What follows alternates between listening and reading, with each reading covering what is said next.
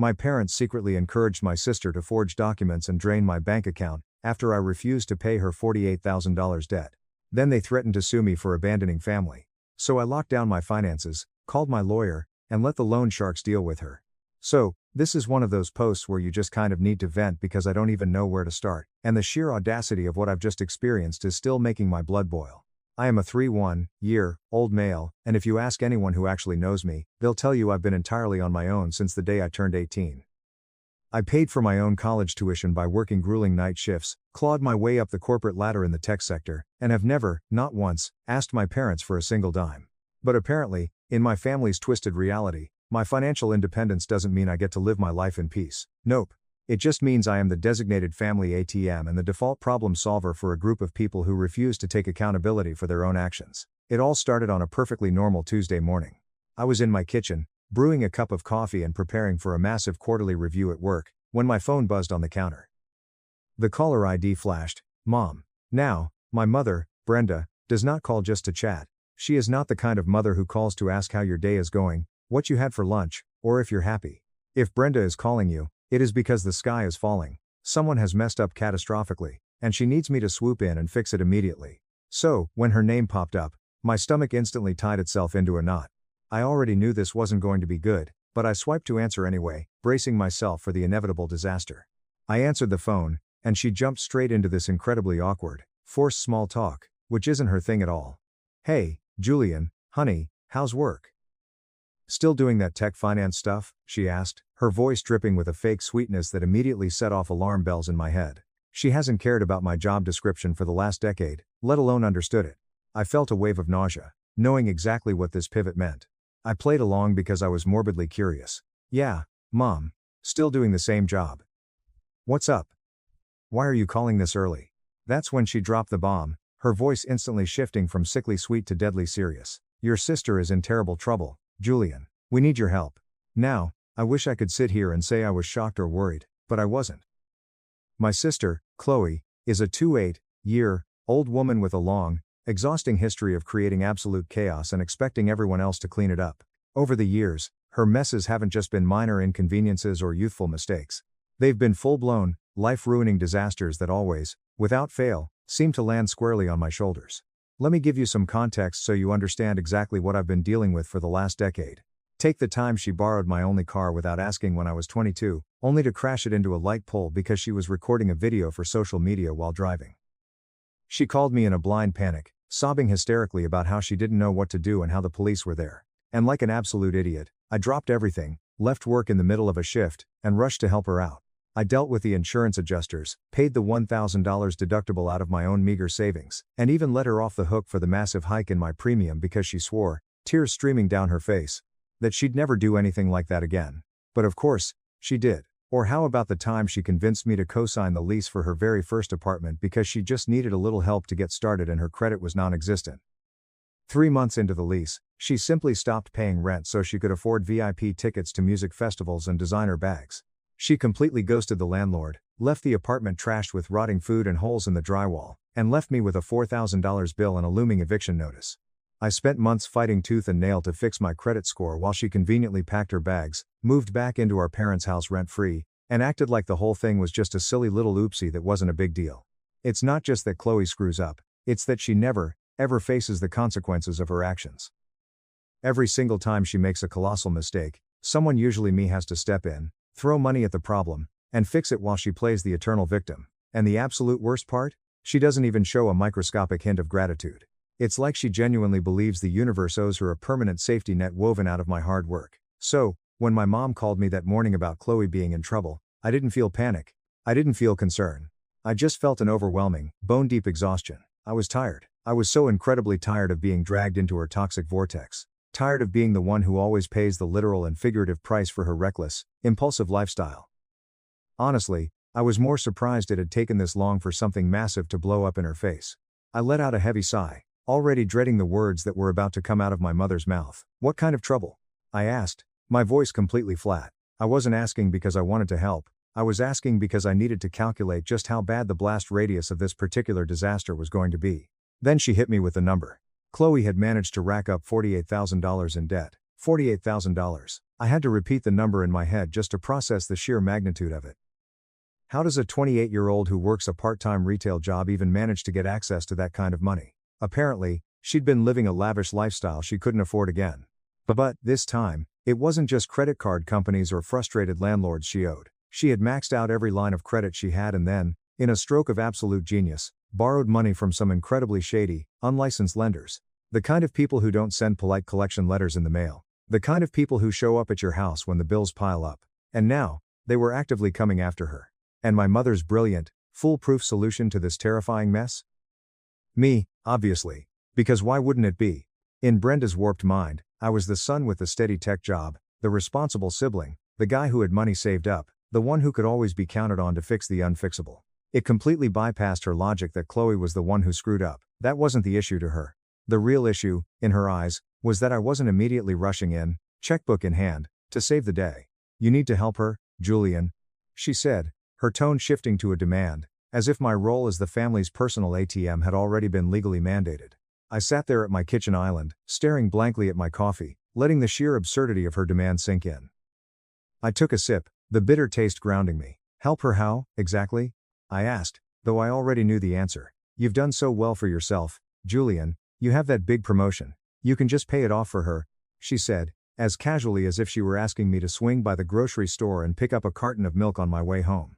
I actually let out a short, sharp laugh. Not because it was funny, but because my brain literally couldn't process the audacity of what I was hearing. Mom, I didn't borrow that money. I didn't spend 48 grand on designer clothes and vacations.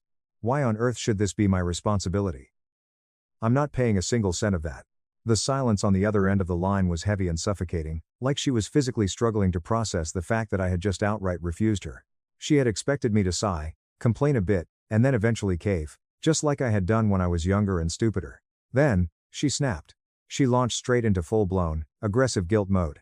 She is your sister, Julian. Family helps each other. Do you want her to get hurt? Because these people are dangerous. Is that what you want? You want your little sister to be attacked? Her words came out fast, frantic, and laced with venom. It wasn't a request anymore, it was an outright accusation. She was framing it as if my refusal to hand over 50 grand was the real crime here, completely ignoring the fact that Chloe had willingly sought out dangerous loan sharks. I took a deep breath, gripping the edge of the counter, trying desperately not to lose my temper. Mom, stop, I've helped her before. Multiple times. I paid for her car. I fixed her credit. I bailed her out of that apartment. And what does she do? She blows it all on garbage she doesn't need to impress people on the internet.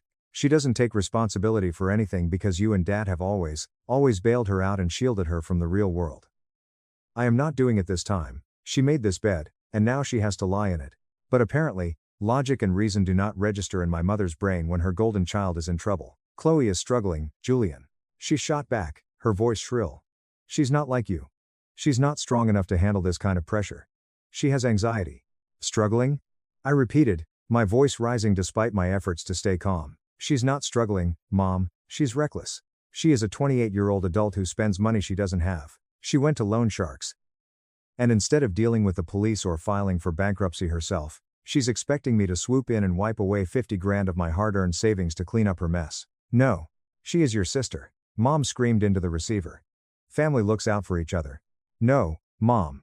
Family doesn't take advantage of each other, I said, my voice dropping to a firm, unyielding register. This isn't me turning my back on Chloe. This is me refusing to enable her toxic, destructive behavior anymore. She needs to grow up, face the music, and deal with the consequences for once in her life. Mom wasn't having it. Do you want her to get hurt, Julian? Do you want her blood on your conscience? How will you sleep at night?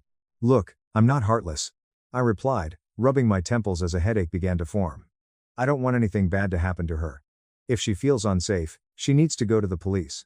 But let's be real here. She knew exactly what she was getting into when she borrowed money from criminals. I am not paying them. She's not as strong as you, Julian. She snapped, practically hyperventilating. You've always had it together, and she hasn't. You can afford to help her. It's the absolute least you can do after all we've done for you. That line made me see red. Done for me? I asked, my voice deadly quiet. Like what, exactly? Like making me pay rent the literal minute I turned 18? Like refusing to co-sign my student loan so I had to work 60 hours a week while studying? Like ignoring every milestone in my life because Chloe had a minor inconvenience? Yeah, thanks for all that overwhelming support, Mom. She went dead silent for a second, clearly caught off guard by the venom in my voice. But Brenda never retreats, she only reloads. She came back swinging with the ultimate trump card. If you don't help your sister right now, Julian, we will have no choice but to cut you off completely.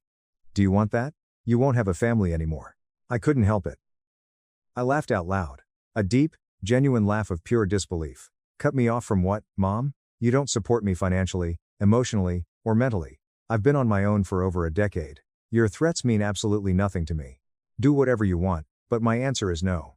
And with that, I pulled the phone away from my ear and hung up. After that day, the family group chat went completely silent. And I wish I could tell you that was the end of it, that they realized I was serious and decided to figure it out themselves. But it was just the beginning, the silence was just them regrouping. I vastly underestimated just how determined my mother could be when she wanted to protect Chloe from the real world. When the direct approach failed, they shifted gears into a massive, coordinated campaign of emotional terrorism. And when I say they went all out, I mean they deployed every manipulative tactic in the book. It started with text messages, simple at first. Messages from my mom saying, "I just don't understand how you can be so cold." Then, as the days went by, they got increasingly dramatic and unhinged. Do you know the kind of people Chloe is dealing with? They are dangerous criminals, Julian. They know where she lives. I am throwing up every night because I can't sleep. Her life is in danger and you are sitting in your fancy apartment doing nothing. I ignored every single text because I simply did not have the emotional bandwidth to entertain the manipulation. But my silence only fueled their fire. Mom stepped it up with voice messages. And let me tell you, Brenda has an Academy Award-winning talent for sounding like she's on the verge of a total psychological collapse. Julian, she sobbed in one voicemail, her breath hitching perfectly for dramatic effect. Chloe might not make it out of this alive if you don't wire the money today. I don't think I can survive if something happens to my baby girl. Please, I am begging you on my hands and knees. It was a masterclass in guilt tripping. Then my dad, Arthur, decided to tag in.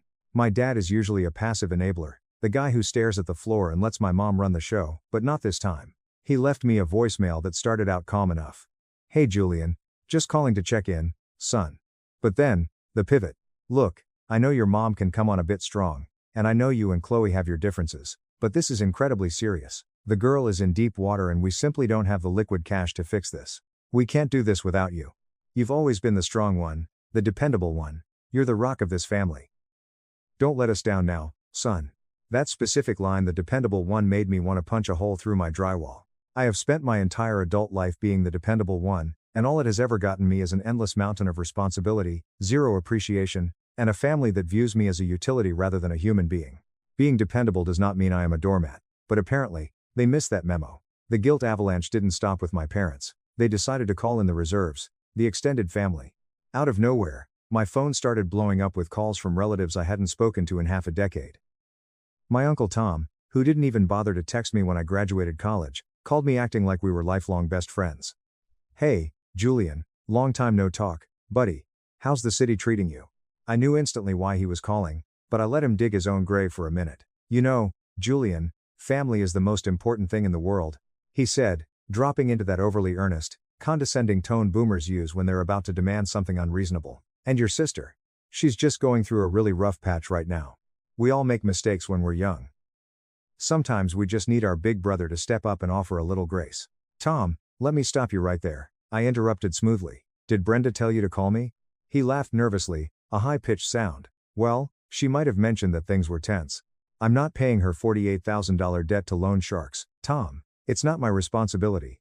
If you care so much about family, why don't you mortgage your house and pay it for her?" I hung up before he could formulate a response. The next day, it was my Aunt Susan, then my cousin Emily. They had all been fed the exact same script. Chloe is a helpless victim, she needs to be saved, and Julian is a greedy, heartless monster hoarding his wealth while his sister is in mortal peril. It was infuriating. Not a single one of them cared that she was a 28-year-old woman who blew money on luxury cars and VIP bottle service.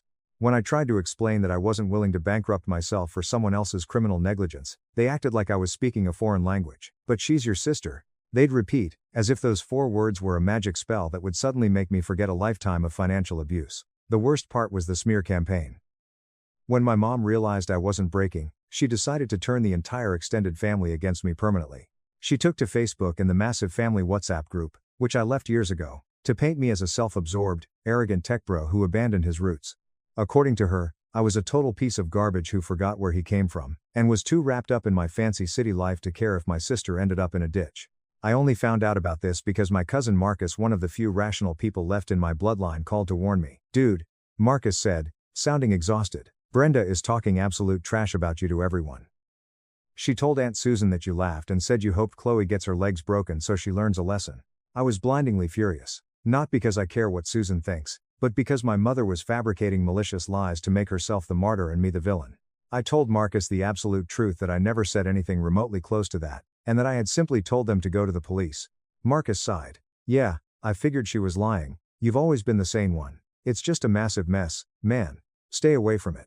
But the real, earth-shattering drama hit when Chloe finally decided to step out of the shadows. Up until this point, she had been entirely silent. Not a single text, not a single call. I honestly thought she was too ashamed to face me. Turns out, she wasn't ashamed. She was just furious that her usual tactics weren't working, and she was waiting for the perfect moment to strike. She texted me late one night, and it wasn't a plea for help. It was a vicious attack. Chloe, I literally cannot believe how incredibly selfish you are being right now, Julian. You know I am in serious, life-threatening trouble, and you are just sitting in your luxury apartment doing absolutely nothing. You have the money. You're supposed to be my brother. You are dead to me. Selfish. The absolute irony of that word coming from her was laughable. Chloe's entire existence has been a monument to selfishness, leaving a trail of destruction for me to sweep up. I didn't respond. I just stared at the screen, feeling a cold detachment settle over me.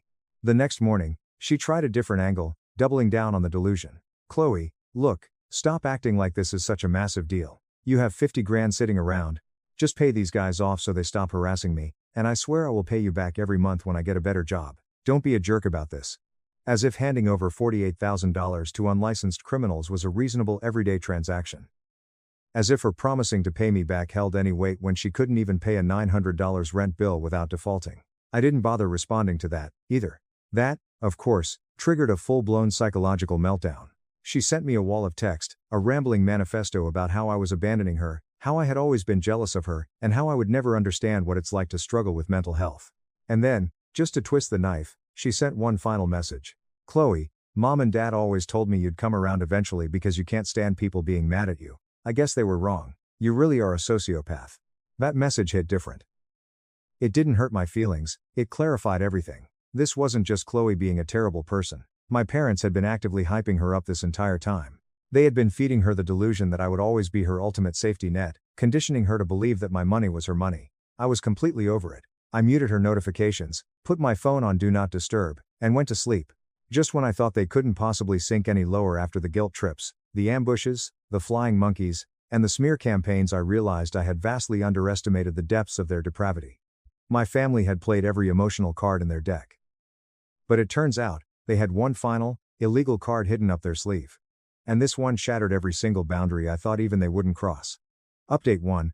It was a Thursday afternoon. I was sitting at my desk, deep in a complex data analysis spreadsheet, when my phone rang. The caller ID said it was my bank.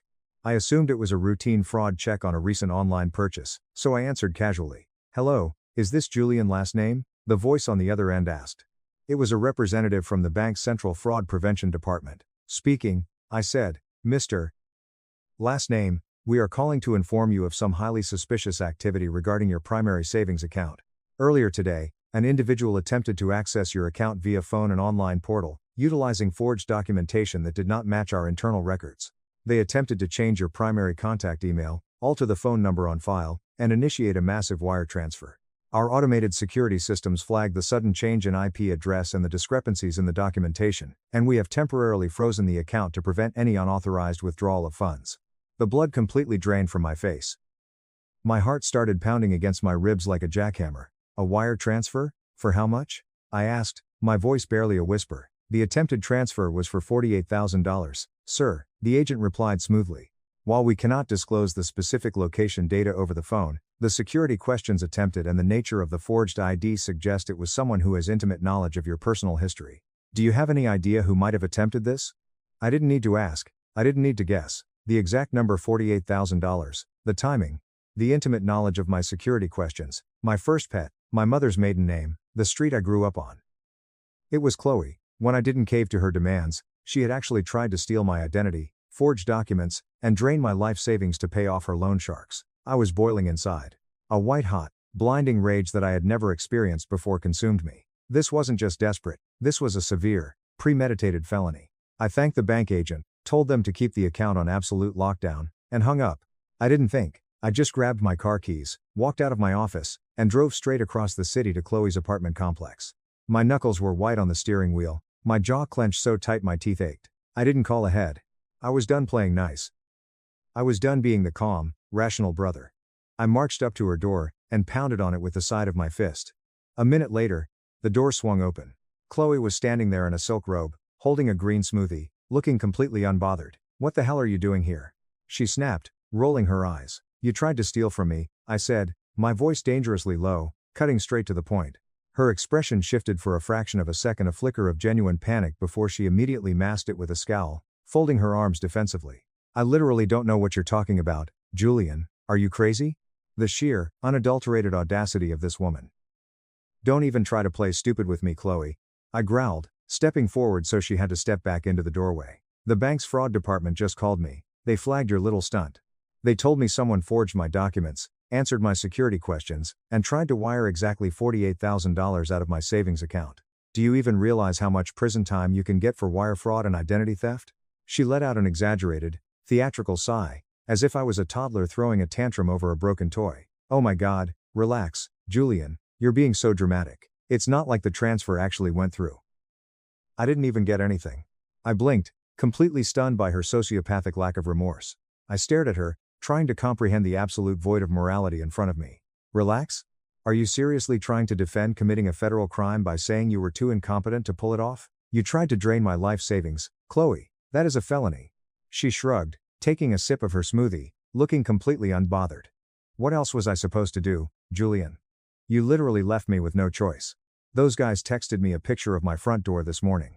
You refused to help me when my life was on the line. You forced me to do it." I felt a sickening twist in my gut. "No choice? You had every choice in the world. You could have stopped buying designer garbage. You could have gone to the police. You could have filed for bankruptcy. But instead, you decided that stealing the money I worked for was the easiest solution because you are a lazy, entitled parasite." Her face flushed dark red with anger. "Don't you dare act all high and mighty with me. Mom and Dad said you would never actually let me drown. They told me you'd come around eventually if I pushed hard enough. I just had to wait for you to get over your little tantrum and realize family comes first." I stood there in the hallway, completely paralyzed by the sheer magnitude of the betrayal. Little tantrum. That wasn't just frustration boiling in my chest anymore. It was pure, unadulterated hatred. This wasn't just her being reckless. This was the culmination of nearly 3 decades of my parents coddling her, feeding her delusions of grandeur, and treating me like a sacrificial lamb meant to be slaughtered on the altar of Chloe's mistakes. "Unbelievable," I muttered, shaking my head. "Do you even understand what you've done today, Chloe? You didn't just cross a line. You burned the entire bridge to the ground." She rolled her eyes, doubling down instead of backing off, her narcissism shielding her from reality. "I'm not the villain here, Julian. You are. You've turned your back on your own blood. If you had just wired the money in the first place like a good brother, none of this would have happened." That was it. The final, absolute straw. I took a deep, shuddering breath, not because I wanted to stay calm, but because I needed to make sure I didn't scream so loud the neighbors called the cops. "I am done," I said, my voice eerily calm. I turned away from her and started walking back down the hall. But before I reached the stairs, I stopped and looked over my shoulder, locking eyes with her. "If you ever, and I mean ever, try to access my accounts, contact my employer, or come near me again, I will not hesitate. I won't call Mom. I won't call Dad. I will call the police, hand over the bank's fraud report, and make sure you rot in a cell. Grow the hell up, Chloe. You're on your own." I didn't wait to see her reaction. I walked out into the crisp afternoon air, got in my car, and drove away. My mind was racing at 1,000,000 miles an hour. How had my family become this toxic? How had they justified this in their minds? I knew this was the end. There was no coming back from attempted grand larceny. I had to cut ties permanently, but I also knew my parents weren't going to let this go quietly, and I was right. The very next day, the storm arrived at my doorstep. I had taken the day off work to deal with the bank, change every single password I owned, freeze my credit with all 3 bureaus, and set up 2-factor authentication on everything from my email to my gym membership. I wasn't taking any chances. When I pulled into my driveway after a trip to the bank, I saw it. My parents' silver SUV was parked directly in front of my garage. I wasn't shocked. Annoyed? Absolutely. But I knew they wouldn't take my silence lying down. I parked on the street oil, took a deep breath, and stepped out of the car, mentally preparing myself for war. My mom was standing on my front porch, her arms crossed, Her face twisted into a scowl that could curdle milk. My dad was standing a few feet behind her, staring intensely at the pavement, looking like a hostage. "Julian," my mom barked the second my foot hit the driveway. "We need to talk right now." "I don't think we do, Brenda," I said, intentionally using her first name to show her I was no longer playing the role of the obedient son. "Everything that needs to be said was said yesterday." She gasped, her eyes going wide at the disrespect, but she quickly recovered. "This absolute nonsense has gone on long enough. We are your parents. Chloe is your sister. You threatened to call the police on her. This is not how a family behaves." I walked past her, unlocked my front door, and stepped inside. "I'm not having this conversation on my lawn for the neighbors to hear," I said without looking back. "If you're going to scream at me, you can do it in the living room." They followed me inside, my dad trailing behind like a beaten dog.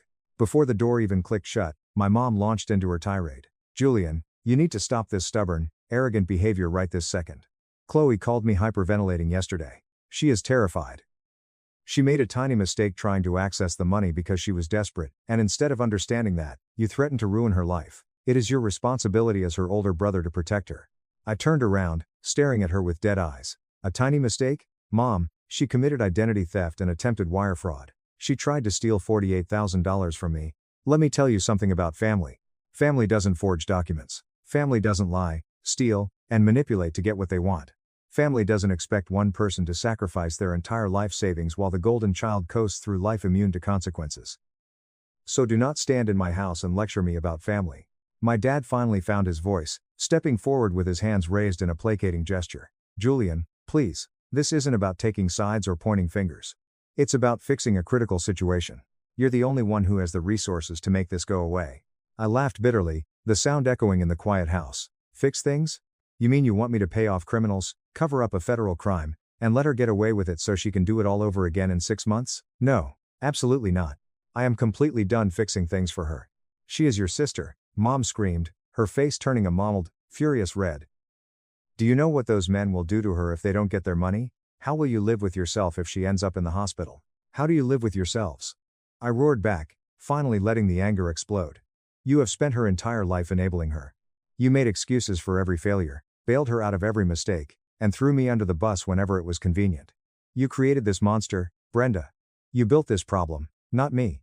So don't you dare stand there and try to make me feel guilty for refusing to clean up the radioactive mess you made." My mom looked like I had just slapped her across the face. She sputtered for a moment before her expression hardened into pure malice. "If you are not going to write that check today, Julian, then we will have absolutely no choice but to cut all ties with you. No holidays. No birthdays. You will not be welcome in our home. You will be dead to us." I stared at her, a cold, serene calm suddenly washing over me.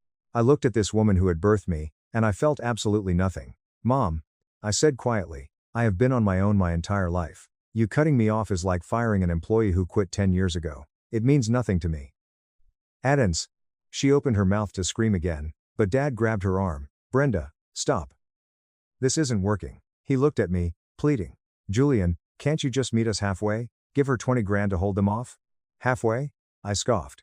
"You want me to hand over $20,000 for a crime I didn't commit? What exactly is Chloe contributing to this compromise?"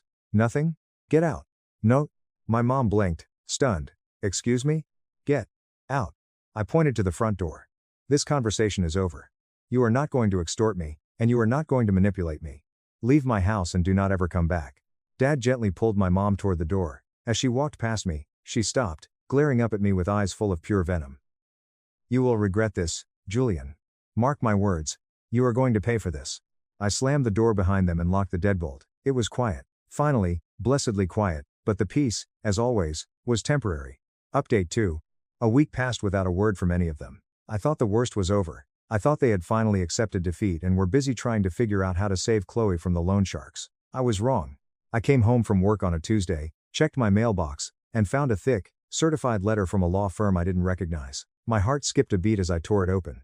As I read the contents, my jaw literally dropped. My parents had actually hired a lawyer. The letter was a formal threat of litigation, claiming that I had a moral and implied legal obligation to provide financial support to my dependent sister, citing some obscure, completely misinterpreted laws about familial duty and intentional infliction of emotional distress. They were demanding that I immediately transfer $48,000 into an escrow account, or they would take me to civil court and sue me for damages. I couldn't believe it. I was standing in my kitchen, holding a piece of paper that proved my parents were willing to sue their own son to protect the daughter who had just tried to rob him.